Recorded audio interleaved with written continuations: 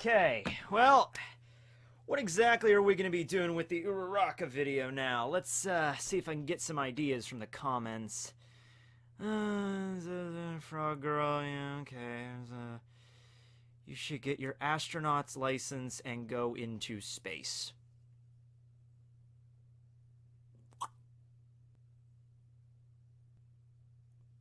Alright. You're worth it, girl. Let's do this.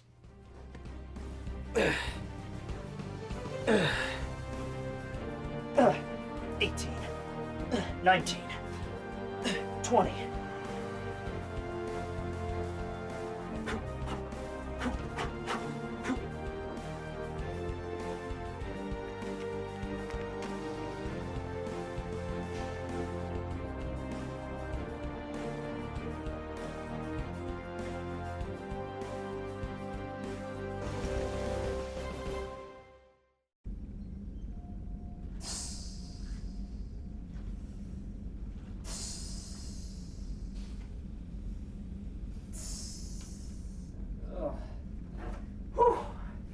Traffic was a nightmare getting up here, guys. You don't even freaking know.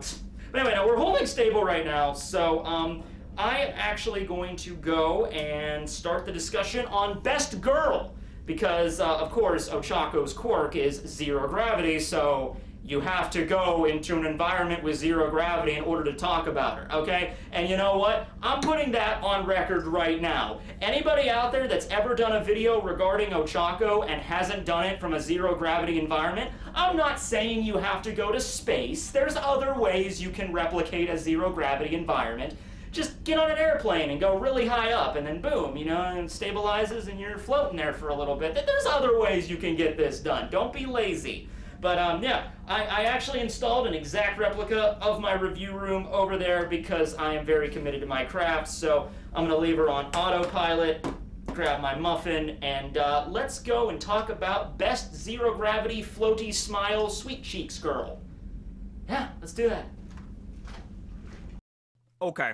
I think that works. I was gonna lay her down like normal like this, but I think given just her personality and her quirk, I think that fits for Uraraka way better. Alright, so, reasons why Ochaco is best girl. Feel free to go down into the comments right now and let's get a little preliminary list going. It's okay. If you think of some more throughout the course of this video, you can always edit it. That's a great feature we have on YouTube, you know? Alright, so, I know I've brought this up before with a few other students in Class 1A, Bakugo especially, and we're definitely going to be getting into it with Izuku when I get to his video, but Horikoshi does a great job of writing teenage characters.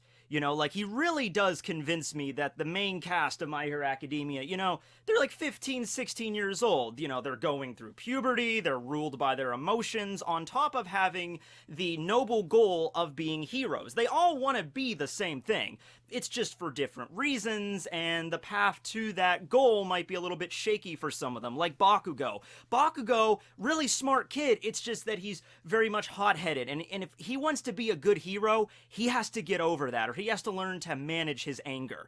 He's not going to be a good hero otherwise. Izuku, at the start of the series, he's improved on this by leagues since he started UA, but at the very beginning, he was extremely introverted, to the point where when he first met Uraraka, like on the first day of like the admittance exam, you know, to fight the robots and everything, he got freaked out because he's like, a girl talk to me! So it's just like, that kind of gives you an idea on the level of like, you know, being social Izuku is. It's just like, oh my god, a girl talk to me. I don't know if I'm going to be able to handle this now. Now, like I said, he's improved on that quite a bit. But that's the cool dichotomy that exists between Uraraka and Izuku. And also, I think I ship them. I'm not going to get into it right now because I'm not going to start off with that, but we'll get into that later, trust me. But it's like, look, Izuku, introverted, very shy kid, and Uraraka, exact opposite of that. She is extremely extroverted, extremely outgoing. In fact, one of the ways that Horikoshi, like when he was coming up with her name, one of the ways you could translate it out literally means chatterbox girl. So she's the girl that'll walk up to you, not afraid to start a conversation, and will just start talking your ear off. Sort of like Hato, one of the big three. You know, she was the one where she was just looking around all of Class 1A, and she's like, oh, Shoji, what's up with your mask? Mineta, how about your balls? You know, ooh, what's going on with your horns, Ashido? That's kind of like Uraraka. In fact, I can maybe see Uraraka taking the position of one of the big three of UA after, you know, they get to the third year of the high school. Can you believe we're still only like halfway through the first year of UA High for them? Like, we still got a while left for this series, is all I'm saying. A lot of stuff to grow from this point onward, but it's just interesting that, like, yeah, we're not even, we're just barely past the halfway mark right now, getting into the winter of their first year at UA. But okay, so Uraraka. She is the kind of person that wears her emotions and her thoughts and everything right out on her sleeve. Okay? She's not the kind of person that is afraid to talk about what motivates her, what drives her.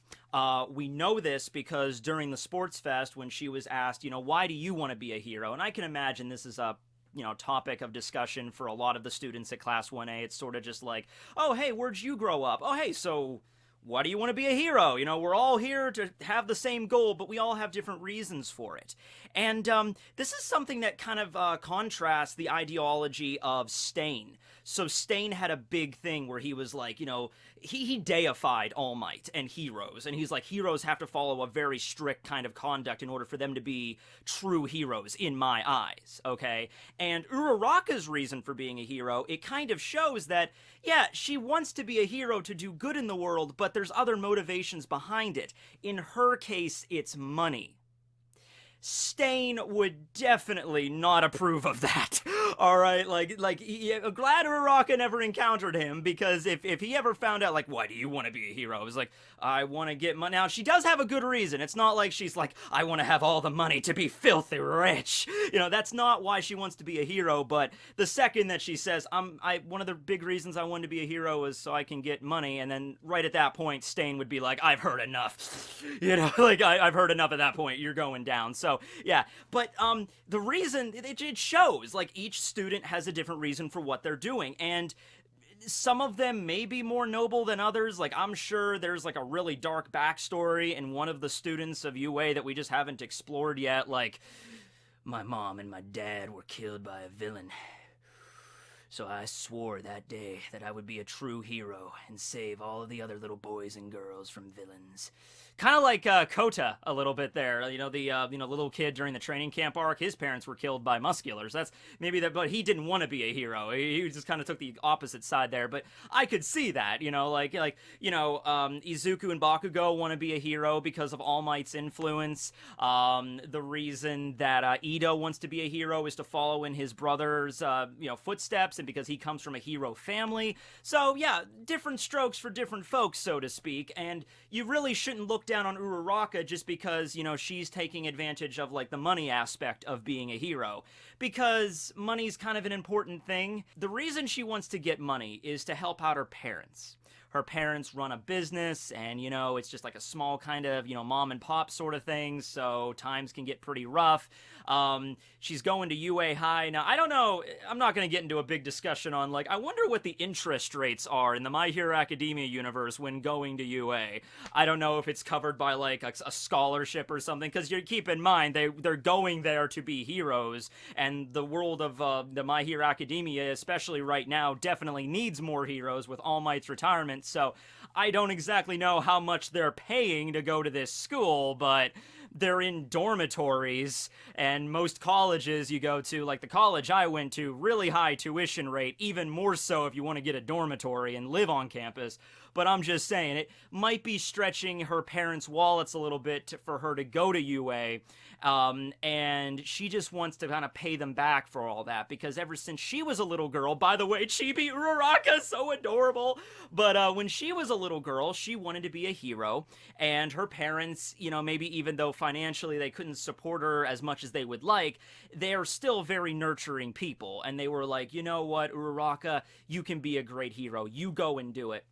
So she's very genuine. She's very pure of heart when it comes down to it. It's that pure-hearted thing you have when you're a child, And Uraraka carried it up all the way into her young adulthood, and now she's going to be a hero. Now, there's other reasons. She does want to save people, and she does want to be a hero for, like, that reason as well, but there is another motive for why she's doing this, and she had it ever since she was a little girl.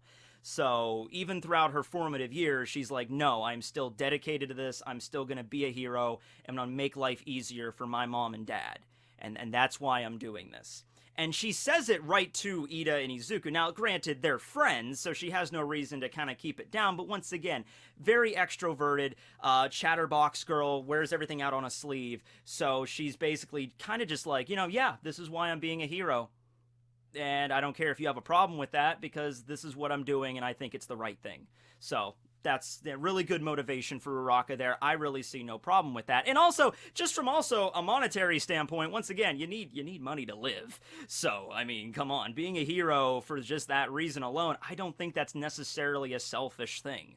But okay. So, right, moving on now, let's talk about her quirk, okay? Because her quirk is something that is a little bit overpowered. In fact, I think most people, upon first reading My Hero Academia, the entrance exam arc, when they're fighting the robots, we get introduced to Uraraka, we see what her quirk Zero Gravity can do, and then later on, when they get admitted to UA and they do the quirk apprehension test, and we get even a better idea of what it does, I think most people probably had the reaction of, that seems hideously overpowered and broken. Was I the only one that thought that?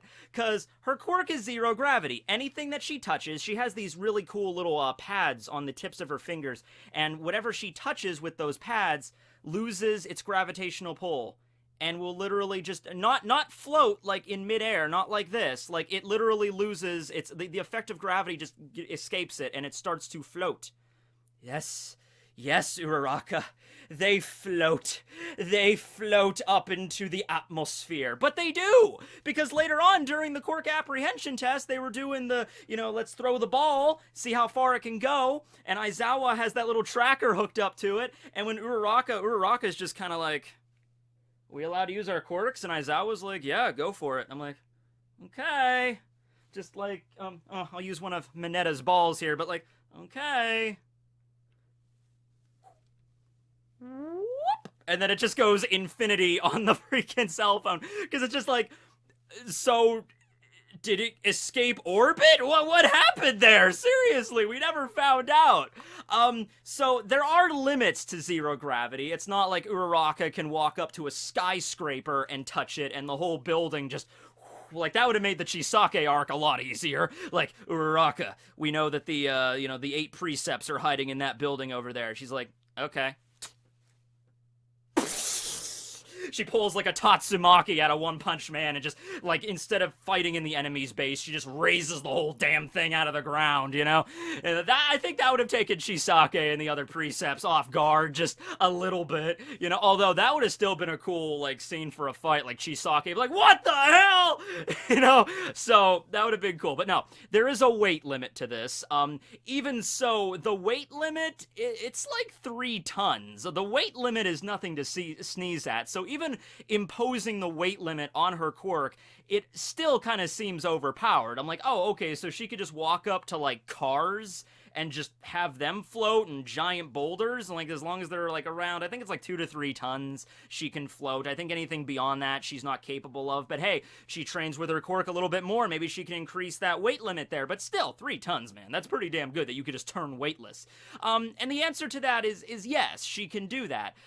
However, there is another restriction to this, and it depends on what she's lifting up. It depends on how heavy it is, and it depends if it's herself, because she can make herself float as well. But whenever she lets something else float that's really heavy, like let's say she goes to like the maximum limit of her quirk, like the robots during the entrance exam, because she can make multiple things float at once. She was just going around touching all of the robos, and they're all floating up, and their added up weight, culminated to the point where it was like at her limit. And also, when she makes herself float, it leads to nausea, extreme like motion sickness. And that's something that I could totally relate to because I have pretty bad issues with motion sickness. And like Dramamine is my best friend whenever I'm on a bus or something like that. I was on a plane for the first time in my life last month, and I'm like, oh, how's this gonna go? Because I had no preset. I'm like, oh, what's gonna happen? And everything was fine. I'm like, oh, okay, I guess I'm good on planes, but like, you know, backseat of cars or vans or buses, not a good idea. So that's a downside of her quirk. So I can feel you there, girl. I can definitely feel you. So if she tries to lift up really heavy shit, like a bunch of rocks at once, she can keep it going, and as long as she doesn't deactivate her quirk, they'll keep rising up. But the more and more she uses her quirk, the more time passes, the more sickly she'll become.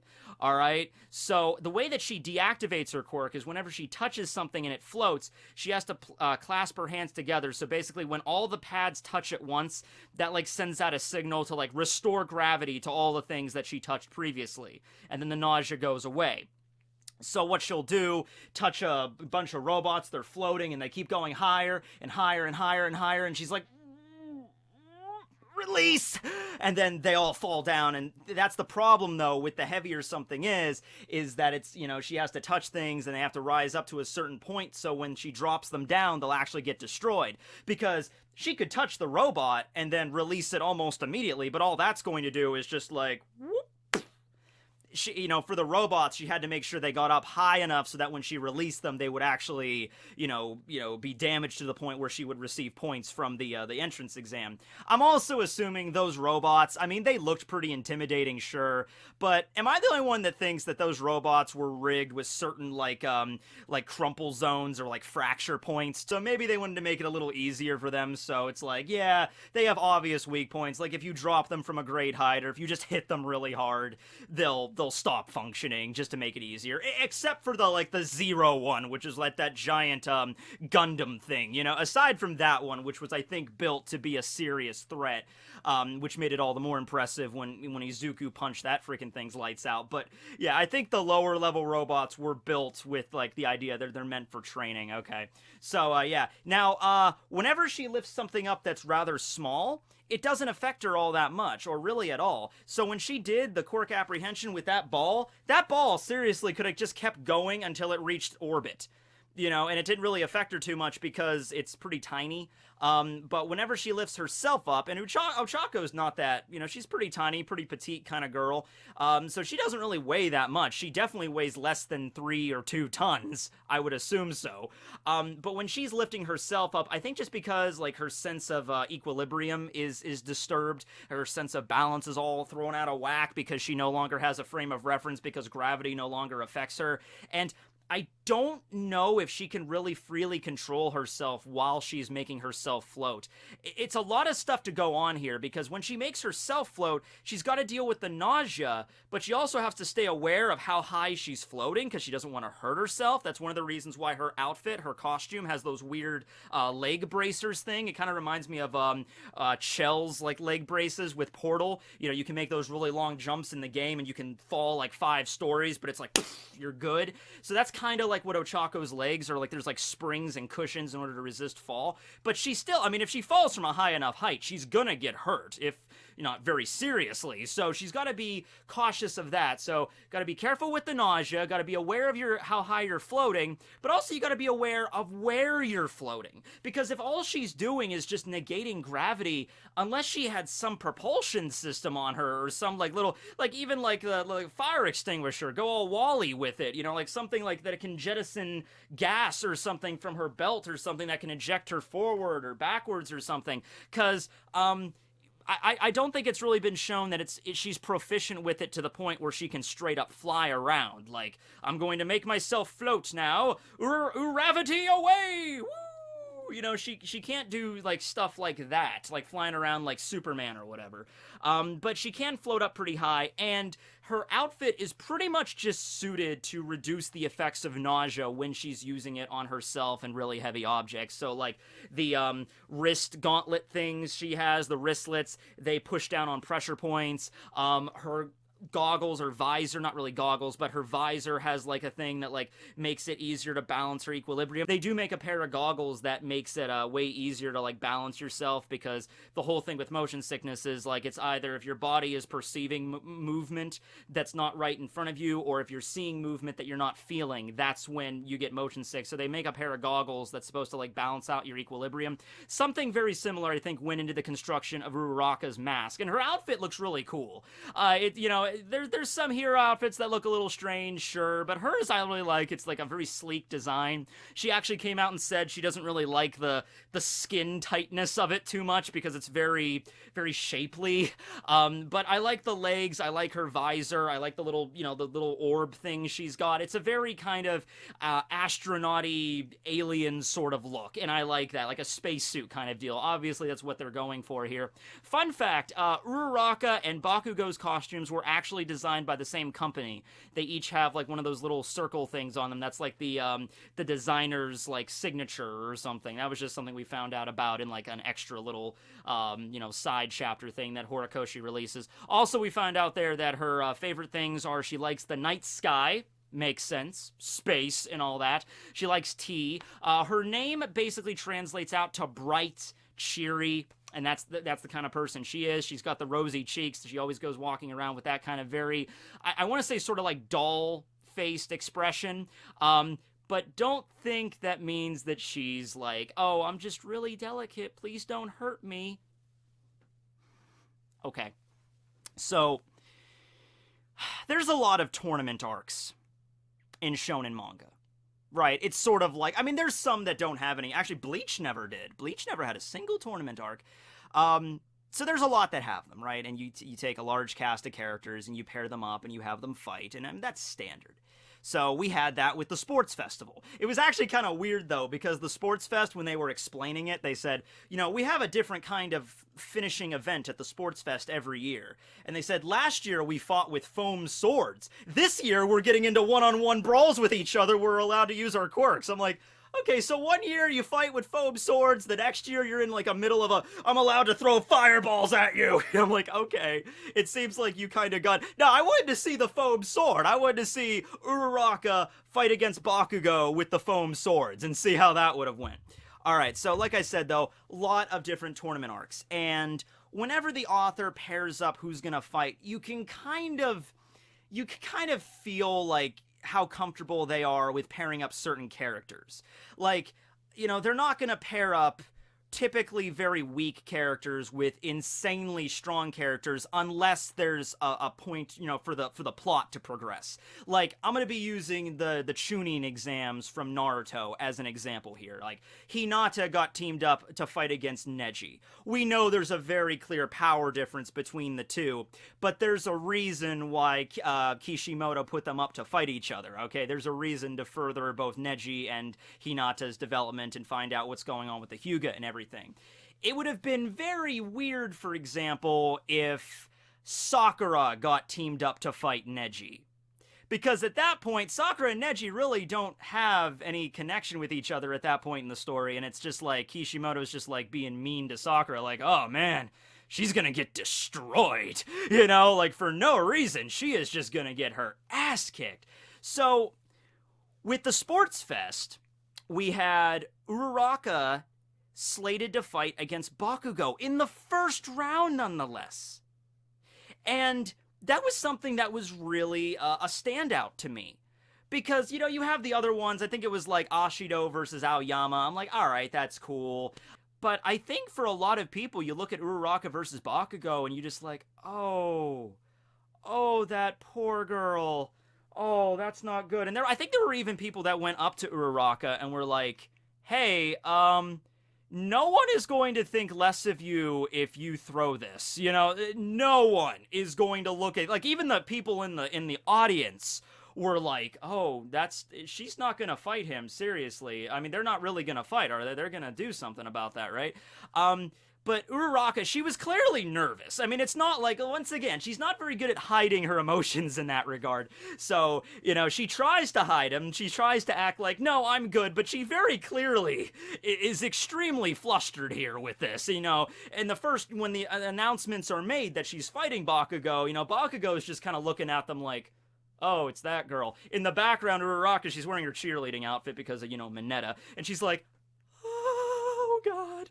So they go up to her, and they're talking to her about this, and she's in the locker room. Like, can you imagine? All right? Screw it, everything else.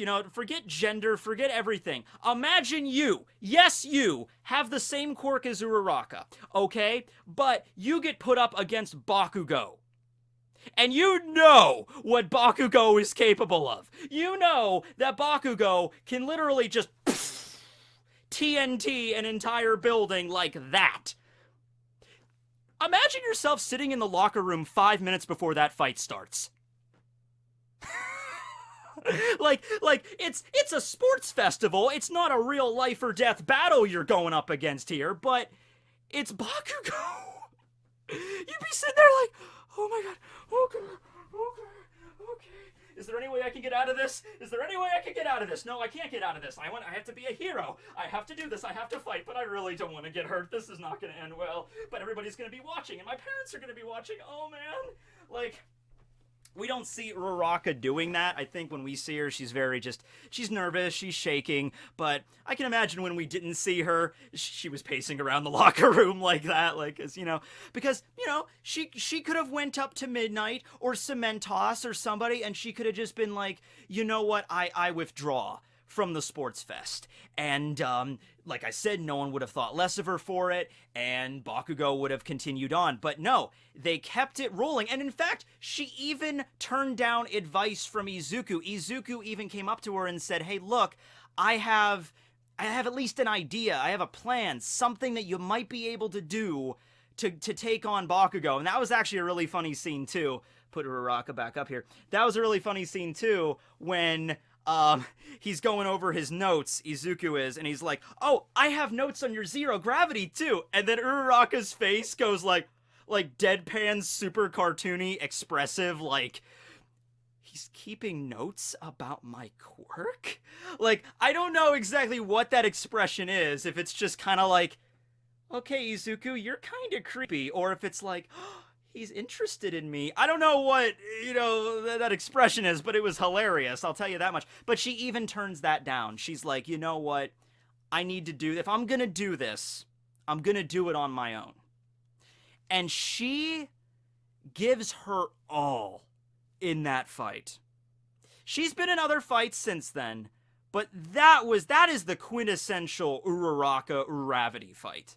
Alright? That is the quintessential fight where she goes into this. It's kind of the same thing with Sero when he fought against Todoroki. Sero knew he's not gonna win this, but he's not gonna give up. He's gonna freaking try. Alright, but I think there was even more of a bias against Uraraka because her quirk, you have to get close to an opponent to touch them to activate the zero gravity thing. And we saw during the fight, and I'll get into the actual fight in a second here, she used it in another clever way, but her quirk is not a damage-dealing type. Bakugo's most certainly is. Bakugo's is literally like the definition of a damage-dealing quirk. And so I think that's why a lot of people were looking at that fight like, oh, and also I think just because, Uraraka gives off the appearance, she's like a cute, innocent little girl, and then Bakugo's like, bring it on, I'll kill you, he's like the heavy metal rockers. I think that's another reason. But she steps onto the freaking arena with Bakugo, and, they call the match, like, let's get Midnight's, like, let's do this, and She jumps right into action. Bakugo even makes a point to mention, I think he gives her an out before they started. Bakugo was like, this is your last chance before the fight starts. You can drop out if you want. I think he called her like sweet cheeks or something like that. Because he says, just to let you know, I'm not going to take it easy on you. I'm not doing it. I know the crowd might be like, oh, please don't hurt her. She's just a cute little girl. Yeah. I know they're doing that, but I don't give a shit. All right, we know Bakugo doesn't give a shit. That's kind of his whole character.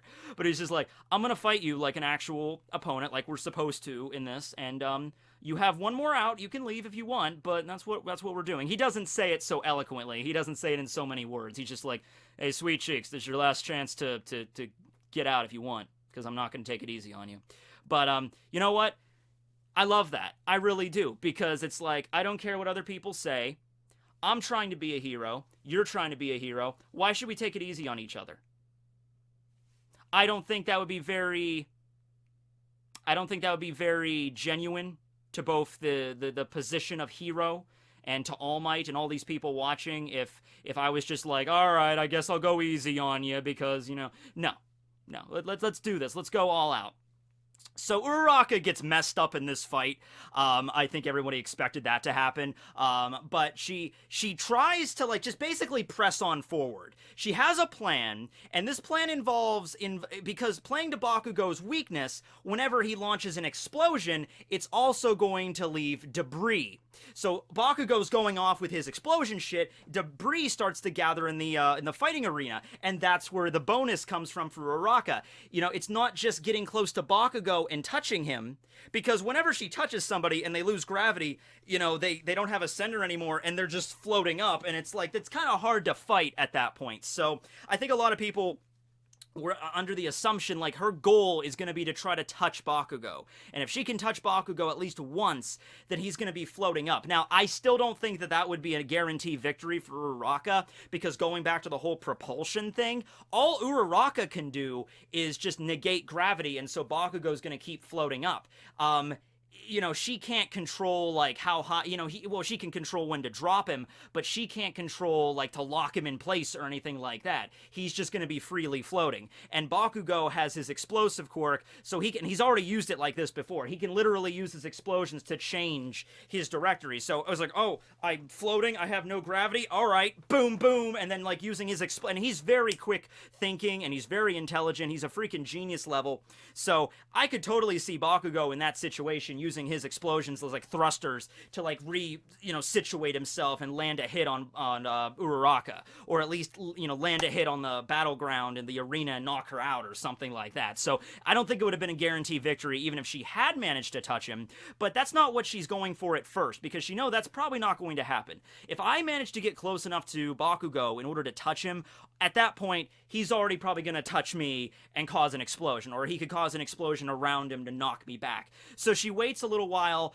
and just basically struggling to stay in the arena, struggling not to get hit directly by one of those things, and then when enough debris has built up on the in the battlefield, that's when she uses her quirk to release all of the debris at once, heading it up into the sky, and then she releases it, resulting in a meteor shower. That's the name of the attack. So meteor shower down on Bakugo, and Bakugo manages to destroy all of the debris with his power. Not something I think Uraraka really saw coming. Maybe she was so focused on just trying to, like, distract him to the point where I could touch him that she wasn't thinking about the fact, like, it's not just me I have to worry about getting, explodified. I also have to worry about the debris that I'm trying to use to distract and hit him and damage him. I also got to worry about that getting explodified. See, Bakugo's quirk is just really freaking good, and he's really freaking good at using it. But Uraraka is too. The scenes from the fight are beautiful. It's done way better in the manga, obviously. I'm just going to compare the anime and the manga scenes really here. You can see way more detail, obviously, in the manga. But you could tell that was a fight that Horikoshi was really emotionally invested in. He's just like, I want to show this. I want to show that she's not just this cutesy, very chatterboxy, talking, bright sort of girl, that when the chips are down and she has to actually fight, because imagine if Bakugo was a real villain in this context. She's got to bring it, and she does. And I think that also right there wipes away any sort of because we just found out about her intention, I think, before this. Like the reason why she wanted to be a hero is like, I'm in it for the money. That immediately wipes away any sort of ideas like, oh, she's in it for a very selfish reason. No, she's definitely here because, like I said, she could have dropped out, but she's like, no, I'm doing this. And then she doesn't get hurt too bad, thankfully. After the battle's over, Bakugo wins, of course, and he continues on to the next round. The scene where Uraraka is in the locker room, and then she calls up her parents. And see, the thing is, her parents are very supportive of her, and she knows this. It's not like Uraraka is afraid she's gonna call up her dad, and her dad's gonna be like, "Damn it, Uraraka, why didn't you do this? You almost won. You're such a disappointment." Click. No, she knows that they're not going to do that, but at the same time, she feels like she let them down. Because from Uraraka's perspective, she just went 100%. She brought every single thing she had trying to win this battle. And for a briefest of moments there, when her plan came to fruition, she had a plan of using like the debris and as a distraction and stuff. The briefest of moments there, when she managed to get all that debris floating, I think she thought, I can do this. I can freaking do this. I can actually win this. And then the moment where that gets just taken away, and the expression on her face when that happens, just like the dread that just like, I'm almost there, like you're about to reach the ledge, and then you reach the ledge, and you realize the top of the mountain is like 1,000 feet up, and it's like,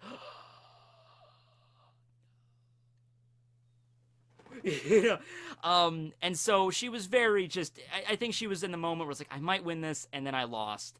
And then she had to call her mom and dad and talk to them. And they're very supportive. They were like, oh my God, we saw you, baby. You were so awesome. You were so good. I'm glad you didn't get hurt too bad. And she starts crying on the phone and is like, I'm sorry, mom and dad. I wanted to make you proud. It's like, oh no, honey, well, you did make us proud. I'm like, oh my God. It's real though. That shit is real as fuck. Do you not? Like, has that never happened to you? Have you ever been in a situation, maybe it was at school, I don't know, some sort of big sports event, or the spelling bee, or maybe some sort of a prize or scholarship or something you were trying really, really, really hard to get, and you gave it your all, and you worked really hard, and you were hoping that you would finally get it, and you didn't get it, and then you feel not only bad for yourself, but also bad for all the people you let down. I have a story about this. I'll keep it short because I know this is already going to be a very long video. I'm dressed like an astronaut, for God's sake. But let me tell you, it's not even close to being as important as like losing the big football game or losing a scholarship or something really important like that. But when I was in middle school, we had like the fundraiser, you have to go out and sell all the candy and everything. And this one year, me and my mom, I was like 12 years old at the time. Me and my mom were like, we're gonna win this thing. We're gonna sell the crap out of this.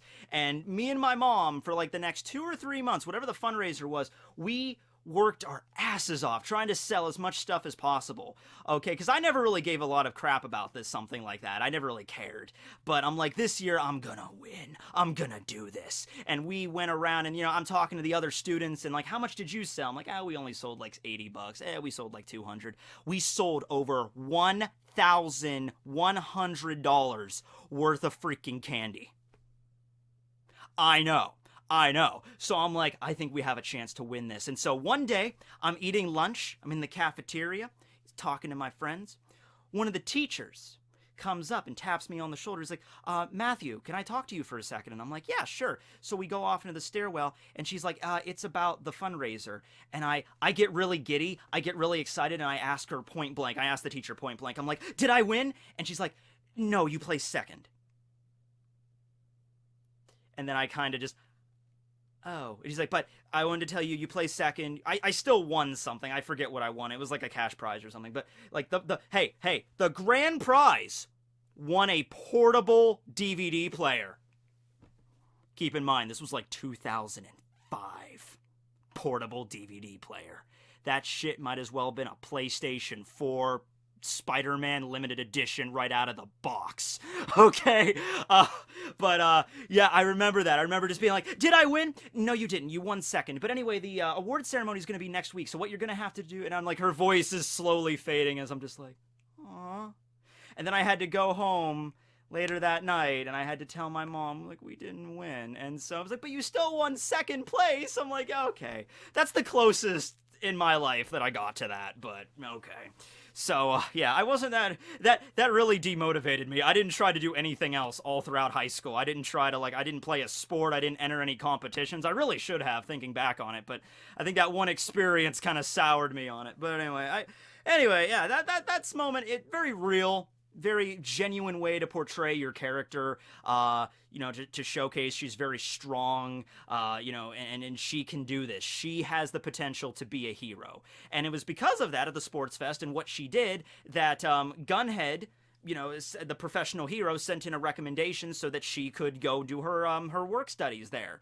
And I feel like, yeah, if she would have withdrawn, then nobody would have been upset about her, but I don't think she would have gotten a recommendation either. I don't think that Gunhead would have, because you don't really know what she's capable of yet. We saw her in the cavalry battle and everything, and she was teamed up with Izuku, and she was kind of cheering everybody on at the same point, like, no, we can do this! And they did that last thing where she made them float at the same time, and they, like, to get the headband back. That was a really cool moment, but it was really the fight with Bakugo that I think earned that recommendation with Gunhead, and it's like, hey, this girl has promise. You know, she's definitely, we need to foster her and see if she can go somewhere, because I think she definitely has potential, right? But okay, yeah, that fight there with Bakugo, that was definitely the single best fight that involved Uraraka in the series. Okay, so considering I just went over to the fight with Bakugo and I talked about how she played off Izuku a little bit there, I think it's about time to talk about their relationship. So I'm just gonna shove Bakugo over to the side here for no particular reason. Alright, so I already mentioned how they have that sort of like dichotomy, you know, like contrast between each other. Izuku, very shy kid, introverted. Uraraka, very outgoing, extroverted kind of person. I mean, just look at this. This is when they were teamed up during the battle trial. Look at poor Izuku's face. Look at him. He's just like, oh my god, that's the pretty girl that was nice to me. I hope I don't do something stupid to mess up. I'm like, oh man, I've been there. Holy crap, I've been there. Okay, so at first, when they met each other, Uraraka did not think very much of Izuku. I think the exact words she used was just like, he's very plain looking, he's got like crazy hair, you know, kind of ordinary. But during the battle, not the battle trial, but during the admittance test into UA, they had that moment where Izuku knocked down the giant robot, saved her in the process, and then she in turn saved Izuku from falling by slapping him in the face and causing the gravity to stop so he could not like splatter like a tomato on the ground. And they were both awarded rescue points for that. Izuku, that's how he passed, because he didn't get any battle points. Uraraka also got a few rescue points for that, for saving Izuku, even though she was just kind of in trouble herself, and then she puked at the end of that little rescue maneuver, but she still did it, so that works there.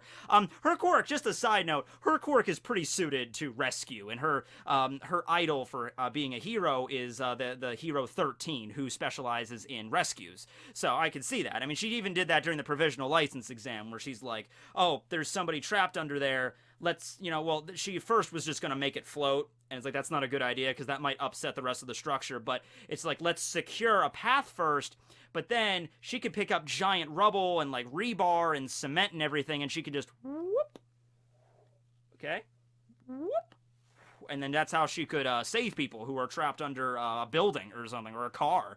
You know, someone's, like, under a car, like, please help. She could literally just make the car float and just pull them out. That's pretty cool, pretty handy for that kind of stuff.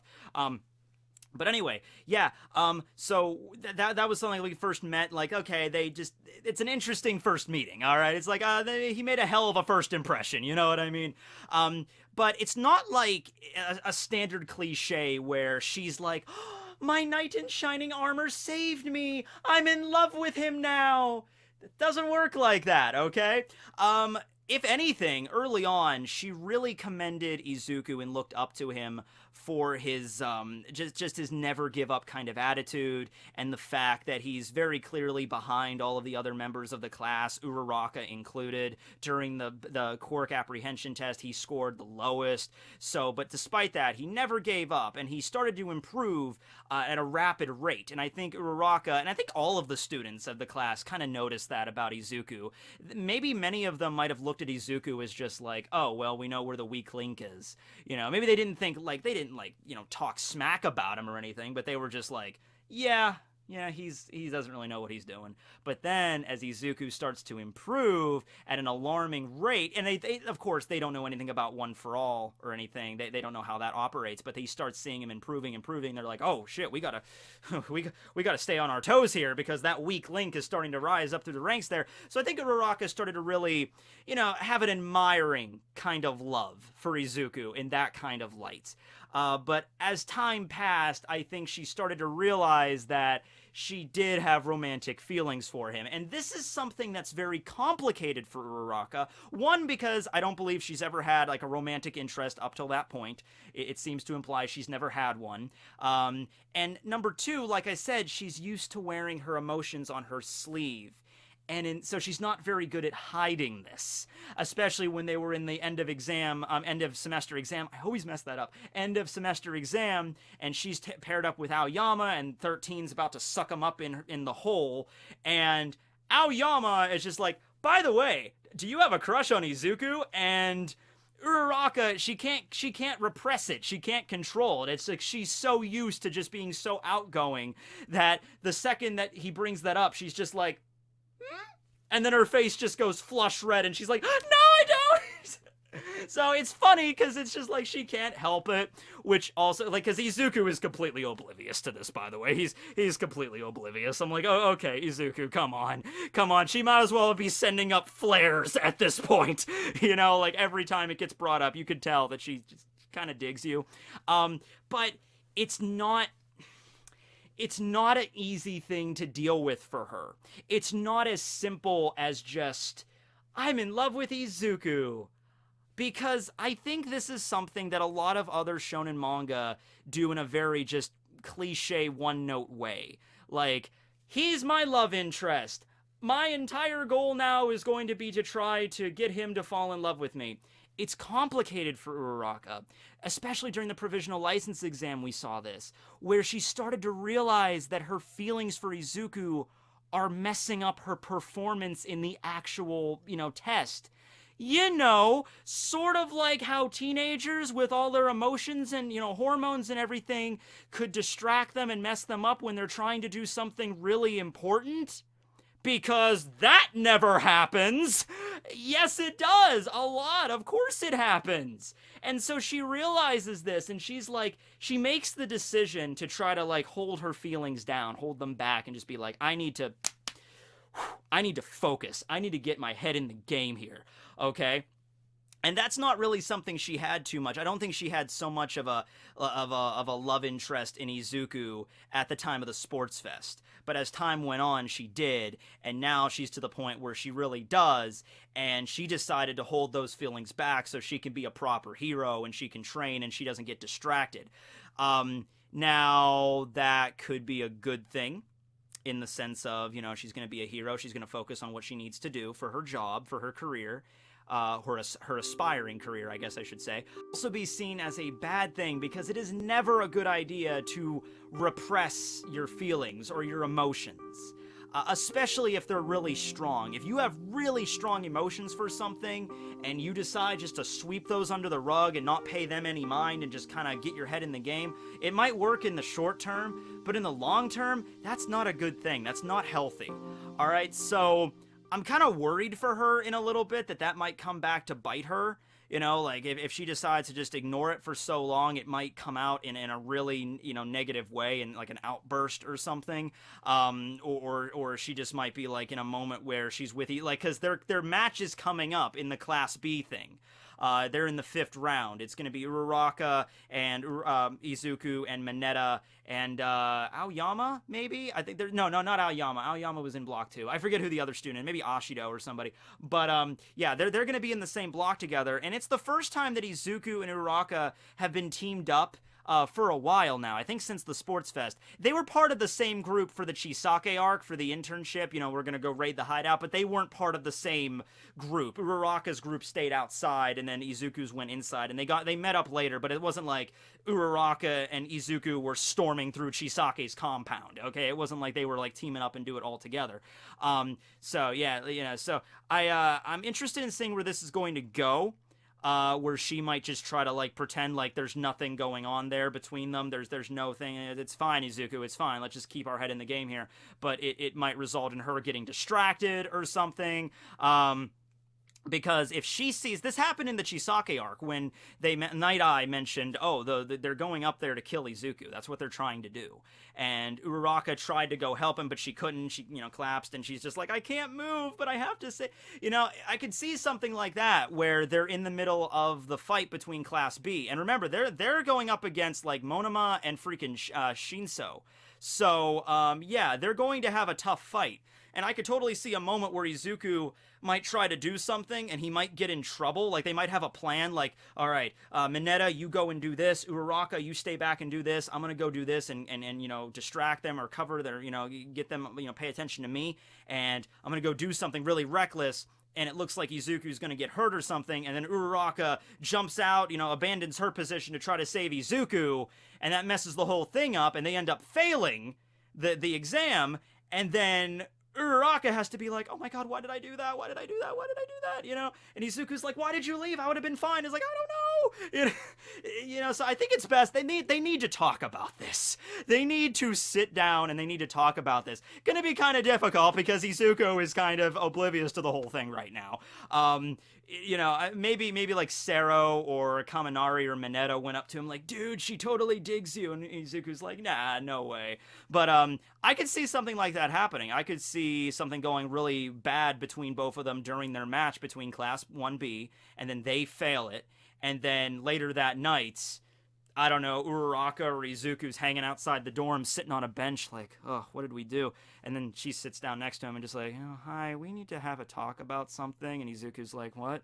So, they might go do it oh man, I always mess up this series names. One is Bakugan and one is Bakuman.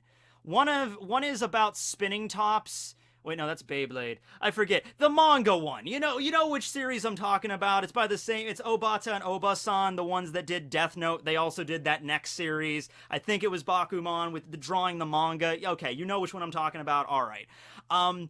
The main male character and the female lead at the very beginning of the series, they let their feelings be known to each other, like within the first few chapters. It's like, I love you, and it's like the reaction that they have is like, when you become a great mangaka and your manga gets made into an anime, I will voice that character. Basically, he's saying, like, let's put our feelings on hold for right now until we realize our dreams. That's an angle that they could take this. They could sit down, they can talk about this to get their feelings out in the air, see how they feel about each other, and then they could be like, all right, look, it's not good, though, to have that going on right now, because we're trying to train to be heroes. We need to keep our heads in the game. So let's wait until after we're done with school and we're heroes, and then maybe we'll see what goes from here, and we can work together or something, and maybe something more than that. I don't know. It's just me throwing out ideas, because she clearly likes him. She clearly likes them. I think it's plain as day. I don't think you need a lot of more evidence on that. I just think that she doesn't really know how to handle those feelings too well. For one thing, she never really had them before, and also because of her personality, it's kind of conflicting with that. So, yeah, now that definitely needs to be addressed there.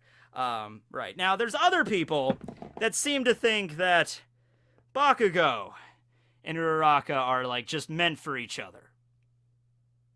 Yeah, they're not.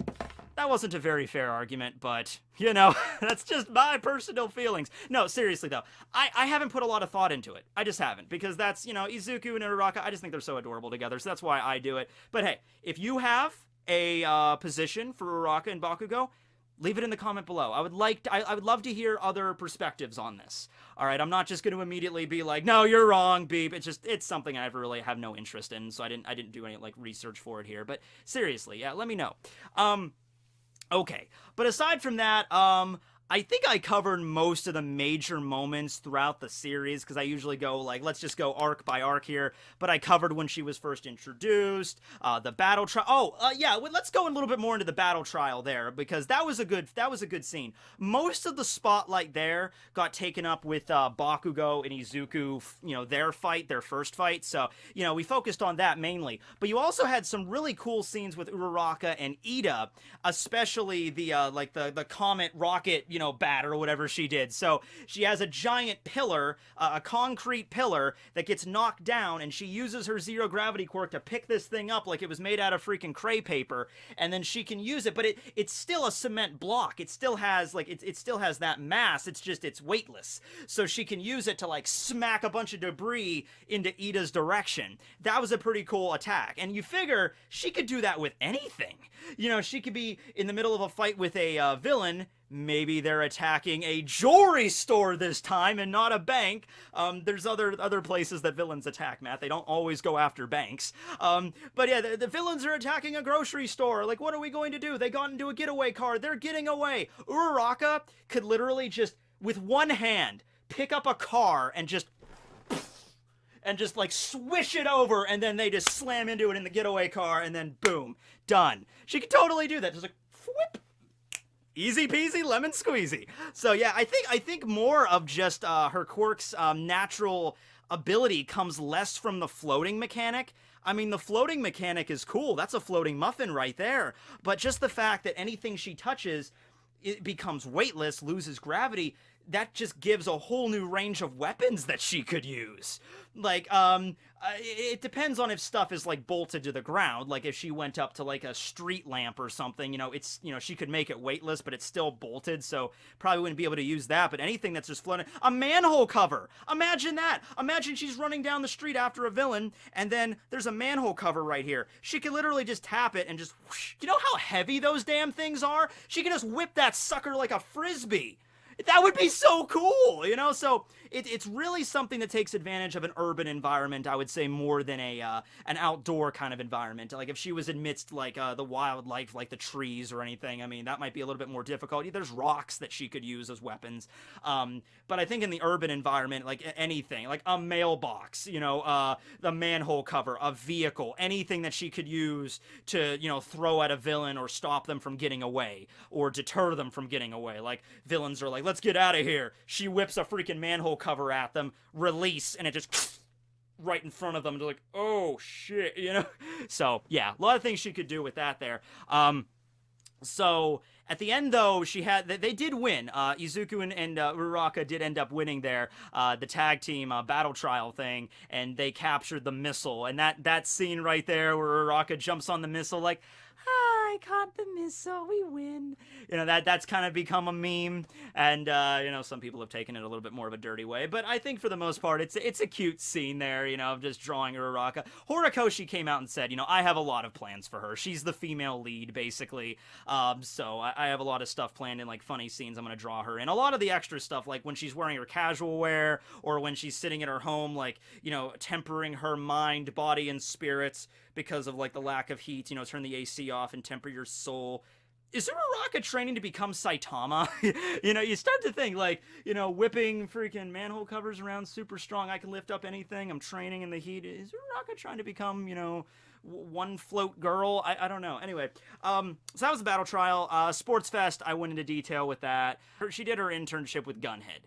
All right, at his agency, and she actually learned some martial arts from him, so that's something else good to know. Not only she can float and distract the opponent and everything, picking stuff up, but if somebody comes in close quarters with her, she can also, like, drop you. Like, she knows, like, some judo throws and some pins and stuff like that, and she used that against Toga during... It's great. It's a great thing with Uraraka. I just love it, because it really does seem like, oh, Toga's coming at her with a knife. Oh, no, what's Uraraka gonna do? Oh, wait, that's right. She knows martial arts. She can, like, choke slam your ass. That's what she can do.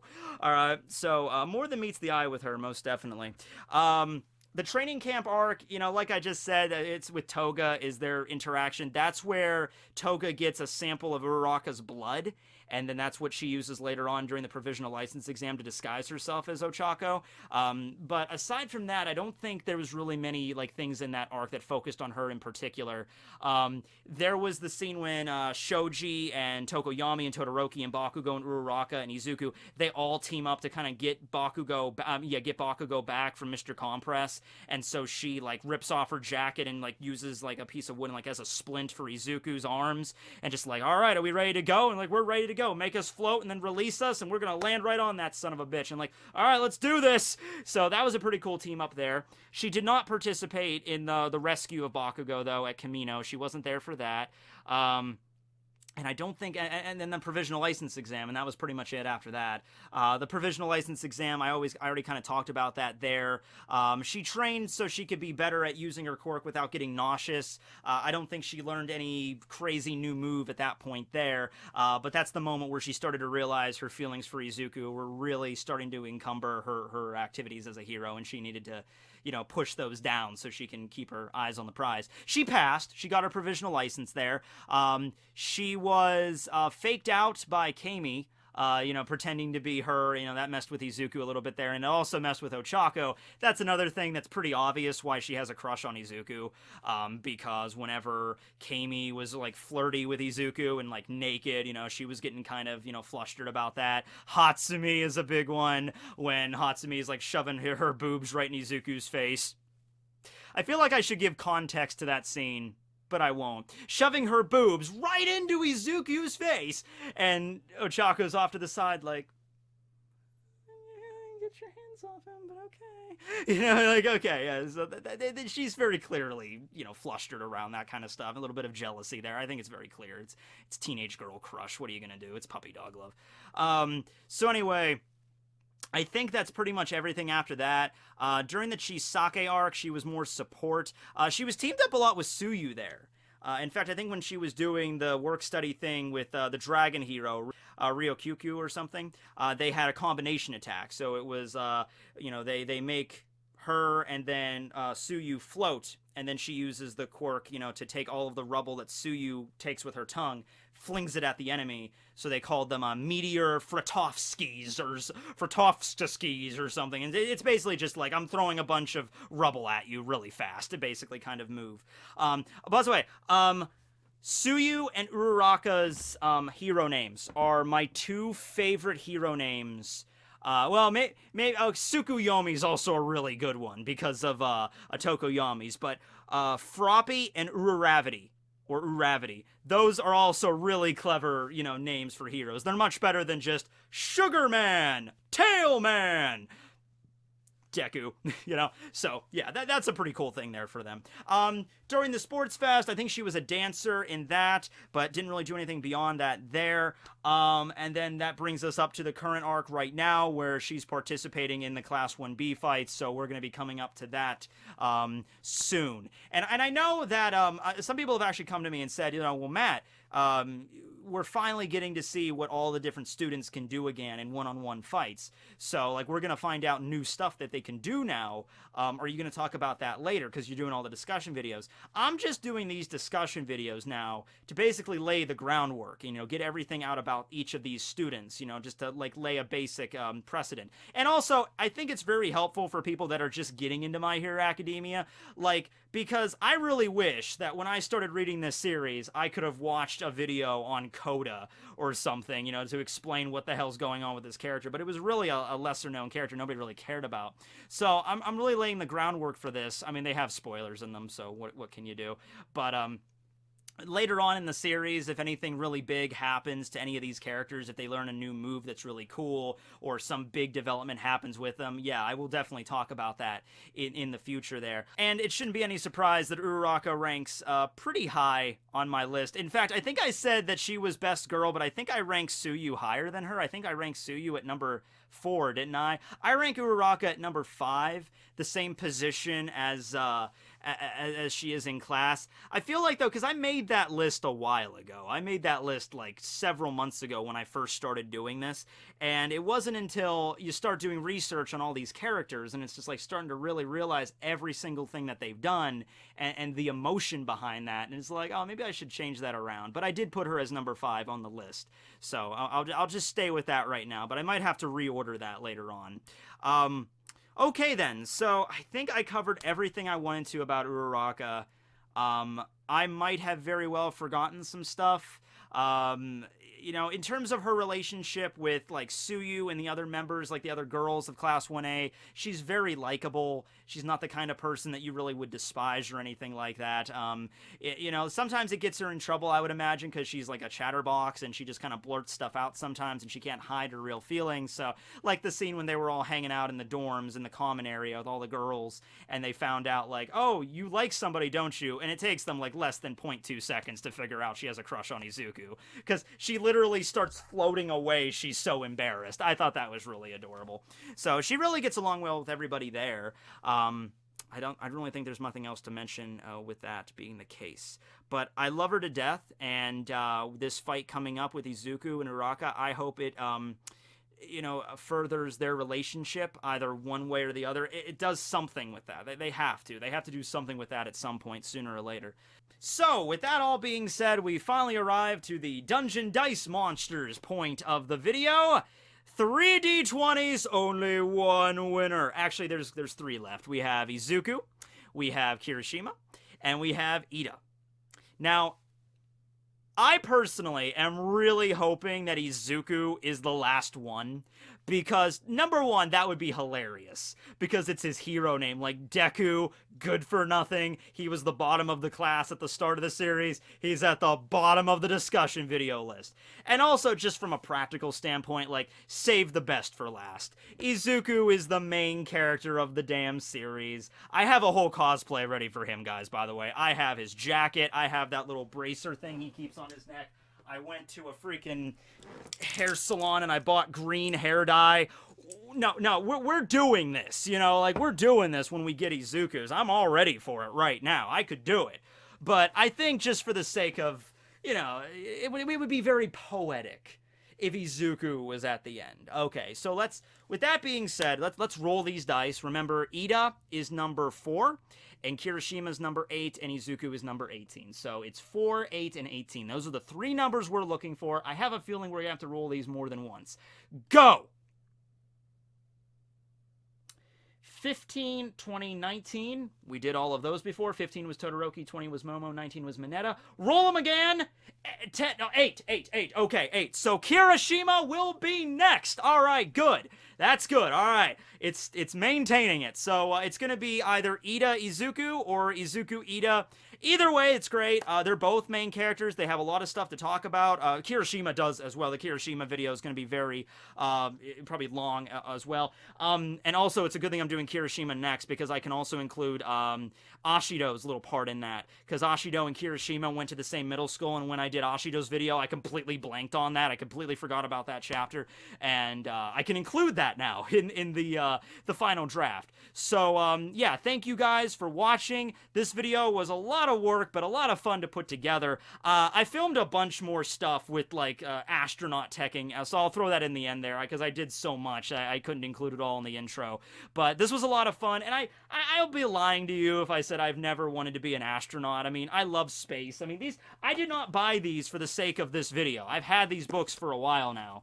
I love studying space and all that. Cosmos is one of my favorite shows. So, yeah, I just had a lot of fun doing this. I'm an astronaut now. Thanks for watching, everybody. Next week will be Kirishima, the Hard Rock Kid. Signing out. Like, look, I understand a lot of you aren't astronauts out there. Maybe there are some astronauts in my audience. I don't know, I have a pretty large fan base, and in which case, you know where I'm coming from. You know where I'm at. You know, you're trying to leave Earth, and you gotta stop at the freaking ticket window and open up the, oh, by the way, in case you don't know, the Earth is surrounded by, like, a giant fishbowl kind of thing. I mean, it's not really a fishbowl, but it's a fishbowl. So you gotta get in line, you gotta wait in traffic in your freighter, and then after you get the ticket, and wait for them to call your number, and they open it up, and you can leave. And it was just a mess. Then you have to deal with, like, the interstellar highway, right? There's the space highway, and then there's the space wildlife. I almost hit 3 space mooses and a space duck, and all of its little space ducklings following it on the way up here. Now, this freighter that I'm on right now, I got it used, but I think it's a pretty good deal. It's got a level 6 muffin button. Yeah, check it out, level 6. I know, not as good as some of the higher end models, I understand, but hey, you gotta stay frugal sometimes, guys.